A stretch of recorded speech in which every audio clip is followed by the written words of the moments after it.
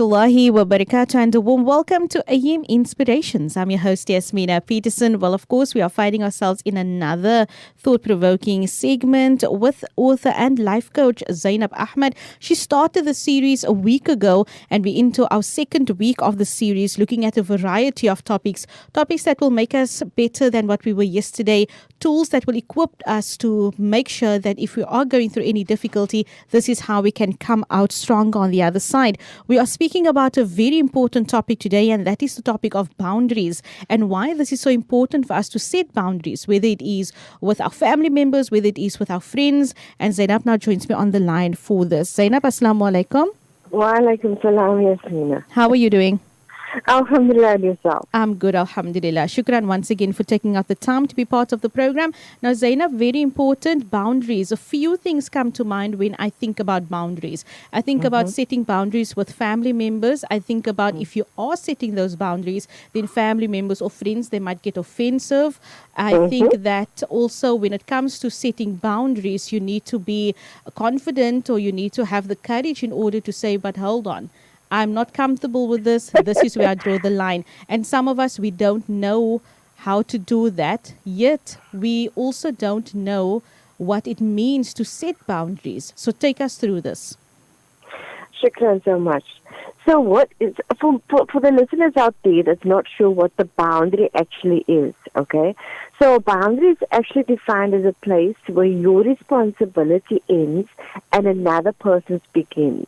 So it actually stops you from doing things for other people that they should be doing for themselves. Okay? Also, we always look at boundaries as a negative thing, worrying about what people's going to say. But in actual fact, boundaries also prevent you from rescuing somebody that actually can, what is the word I'm looking for? They can, it prevents them from their own growth. So say, for example, if we're going to continuously do something for somebody that they can be doing for themselves, but maybe they just fear to do things for themselves, and they're going to know that we're always going to be doing it for them, they're never going to attempt to do it themselves. Are you with me? Yes. So there's different point of views when it comes to boundaries. So there's different types of boundaries. Boundaries, you get material boundaries. For example, especially in the youth, people are borrowing each other's clothing for some reason. I don't know if you ever come across this. Yes. But people actually borrow clothing, or somebody borrows your books, or somebody takes cake from you and they don't bring you Tupperware back. You know, it's material things. Yeah. Or somebody just jumps in your car and drives, not thinking about your petrol kind of thing. Which happens quite often. And then you get physical boundaries. So people are in your space. Let's say you're starting a new job and you're now meeting new people, and people don't really know you, but a guy maybe comes random and just introduces himself and just connect you. You might not be comfortable with it because it's in your physical boundary. Then you get mental boundaries where people actually mess with you mentally. So that when I say that, I'm talking about like your narcissistic abuse kind of thing, or gaslighting, or things of that kind of nature.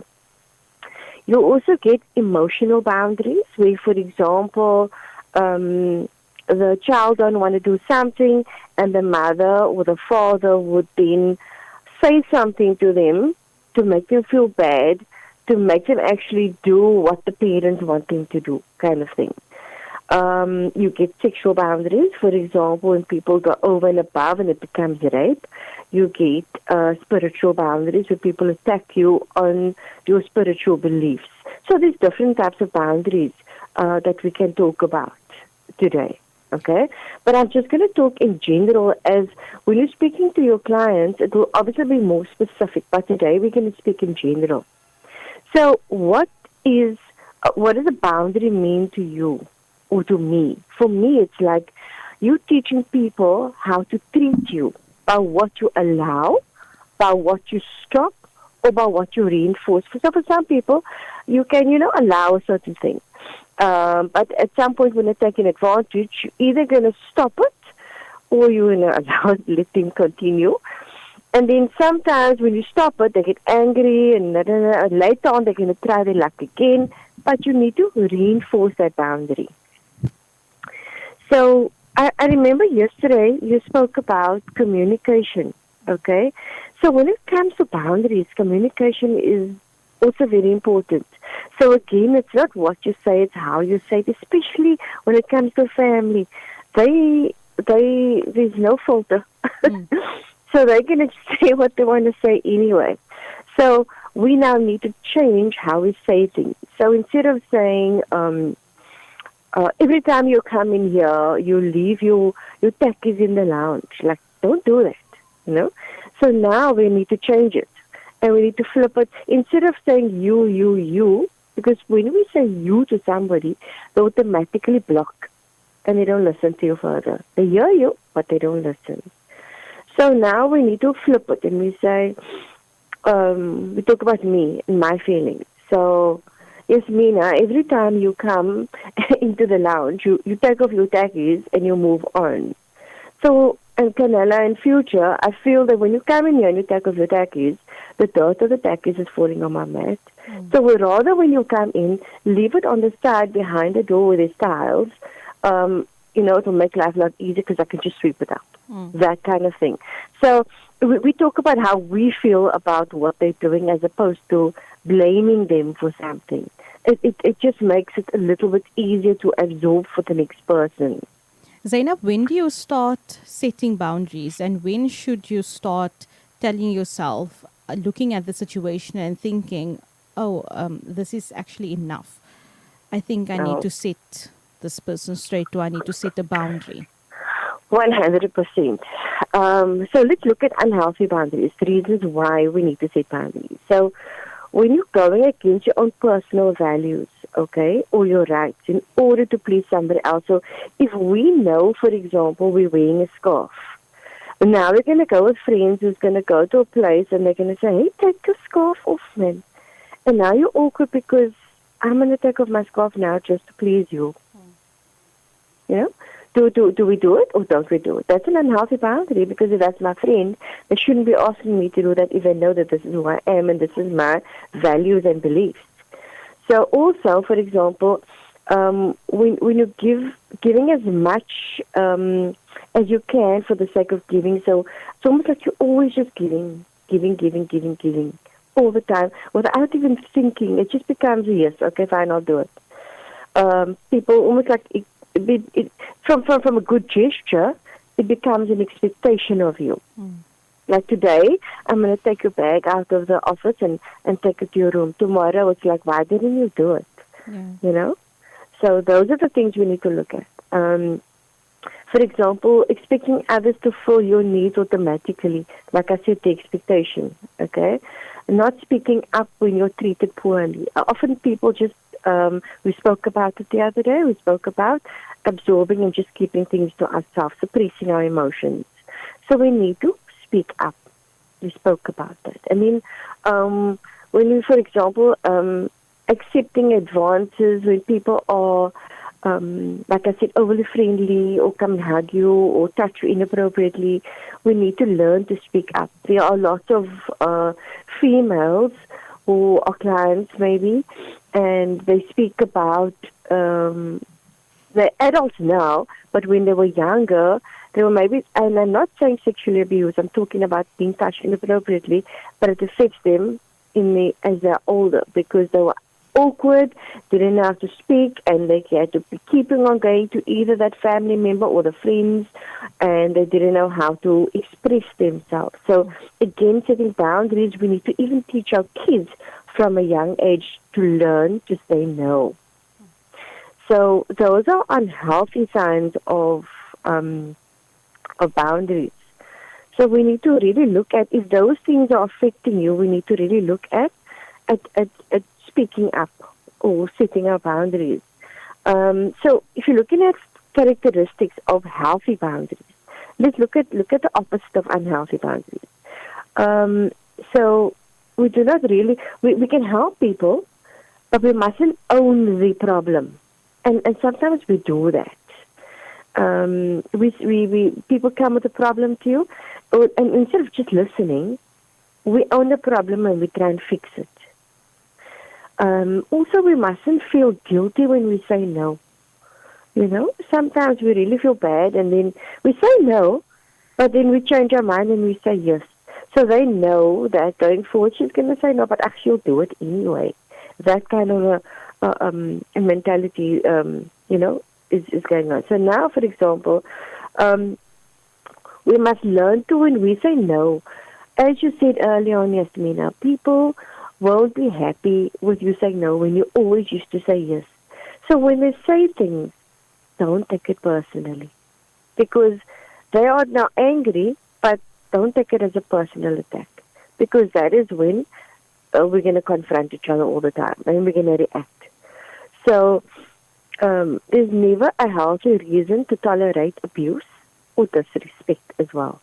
Those are the 4 things that I think is very crucial to know, characteristics of a healthy boundary, of how we can maintain. Obviously, there's different ways of how to do it, and that is a whole subject on its own. If you were to set a boundary, Jasmina, how would you confront that or do that? I don't know. I'm telling you flat out, I don't know.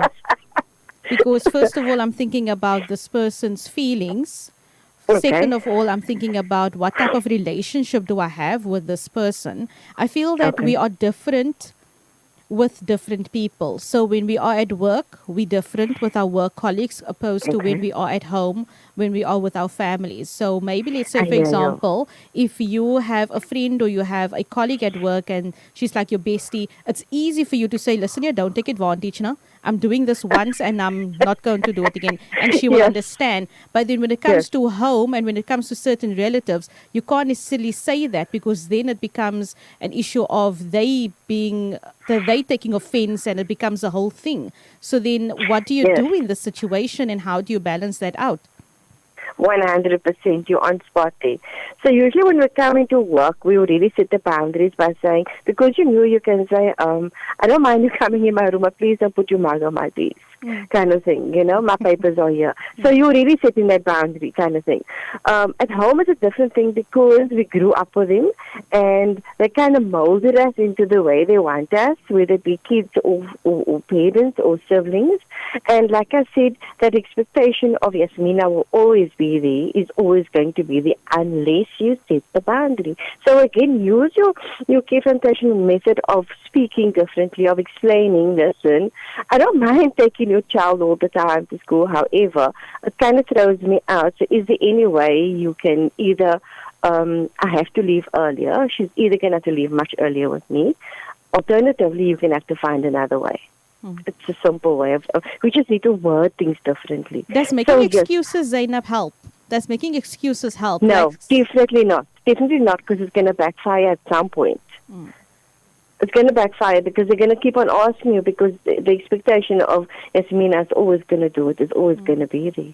So let's say how to reset your boundaries is relatively like set aside some time to actually write down ways in which each important person in your life leaves you feeling unhappy or hurt. Because you need to, again, go to the root of the problem. So sometimes somebody is maybe doing something, but it's not actually what they're doing. It's something further than that. So we need to actually figure out what are they leaving, why are you feeling unhappy, why is it upsetting you, for whatever it is that they're doing. So that's point number 1. Once you have clearly identified your issues, consider what the other person's motive is. Is there a motive behind it? Why is this happening? So figure it out and then decide on a specific action you want to take. So there's many different ways you can do this. You can, like I said, you can speak to them if you're not comfortable speaking to them. Some people use WhatsApp very easily. People who can't speak or afraid of confrontation, they hide behind their phones, they will WhatsApp you. So again, it's what you type.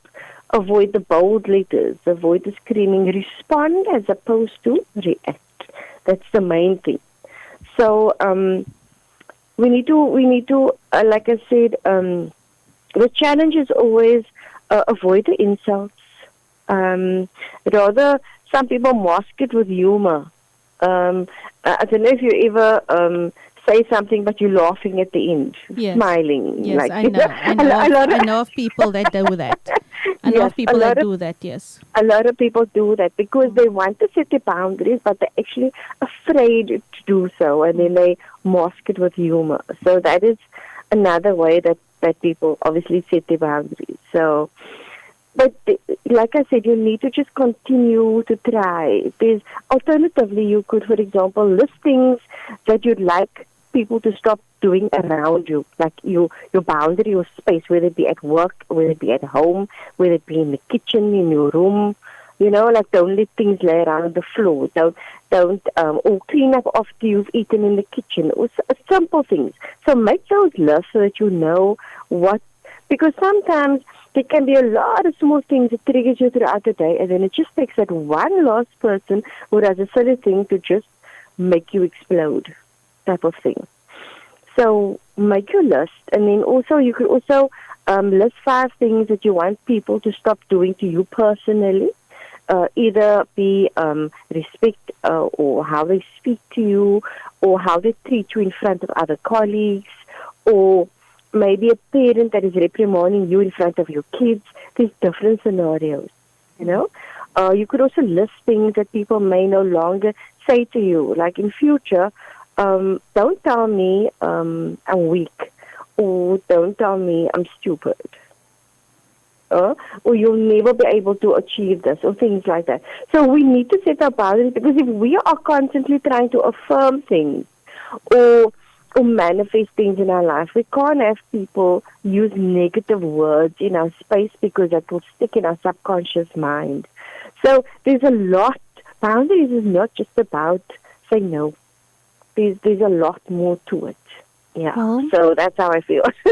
Fantastic, Zainab. We have reached the conclusion of today's segment, and it was all about setting boundaries and the importance thereof and the reasons as to why we need to set those boundaries. Shukran so much once again for being part of the program. Until I speak to you tomorrow, Assalamu alaikum wa rahmatullahi wa barakatuh.